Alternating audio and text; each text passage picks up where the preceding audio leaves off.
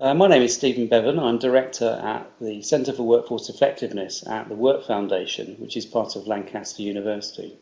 If the UK is going to achieve what's now called escape velocity from the economic crisis, we are going to need a workforce that's skilled, engaged and well. And what's really clear is that the mental health of the UK workforce represents a real challenge to our ability to drive productivity and performance. At the moment in the UK, about 1 in 6 employees have a mental health problem, usually depression or anxiety. And that's something which I think increasingly is affecting the way that people are managed at work and the anxiety in turn that businesses have about the productivity and performance of their workforce. Psychological well-being at work is a relatively new concern for most employers. Traditionally, employers have been concerned about the physical health and safety of their workforce. But increasingly we're seeing that employees with mental health problems are taking a larger share, for example, of sickness absence from work and reduced productivity. And we now know that of the 140 million lost working days in the UK due to sickness absence, half of those are now attributable to mental illness. Some employers are taking this very seriously. I think they recognise, for example, that the nature of the work that people are asked to do, the intensity of the work that people are being asked to do, particularly in tough economic times, mean that they're at risk of putting their employees under severe strain. It's also clear that the non-work pressures that people are under, particularly if they're facing financial difficulties or marital problems, or wider chronic health problems, also puts a burden on people's psychological resilience and their ability to cope with the pressures of both work and non-work issues.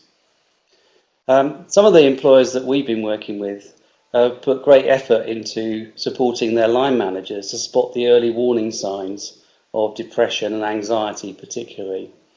And it's interesting to note that in some of those organisations, changes in employee behaviour which would have historically been regarded as problems with their performance are now being regarded by line managers particularly as a potential mental health problem, and often people are referred much more quickly, for example to occupational health or to their GPs, by line managers who are concerned about the effect of mental health on attendance, productivity and so on. So I think we are seeing some improvements in both awareness and in the reduction of stigma about mental health, but it is also clear that we've got much more to do. For example, a survey in 2012 showed that 1/3 of UK workers said they would still not work with someone who had a mental illness. And so, although we can pat ourselves on the back that quite a lot of progress has been made in awareness around mental illness at work and measures to intervene early, there's still much to do in terms of attitudes, policy and practice. And I think the good progress we've made needs to be built on if we're to make a significant impact on mental illness in the working age population. It's clear that a number of organisations are taking the mental health of their workforce extremely seriously. We've been doing work with organisations like BT and EDF Energy and some of the big banks who recognise that there's a certain vulnerability in their workforce where the pressure to deliver more with less can have a big impact on people's psychological resilience and their ability to maintain an even keel, I guess, in terms of their mental health at work. And so they've looked very carefully at things like work schedules, job design, the use of technology, which can often have the impact of intensifying work. And I think that we need to learn from these good examples to support organisations who perhaps are less well resourced or have less access to expertise such as occupational health.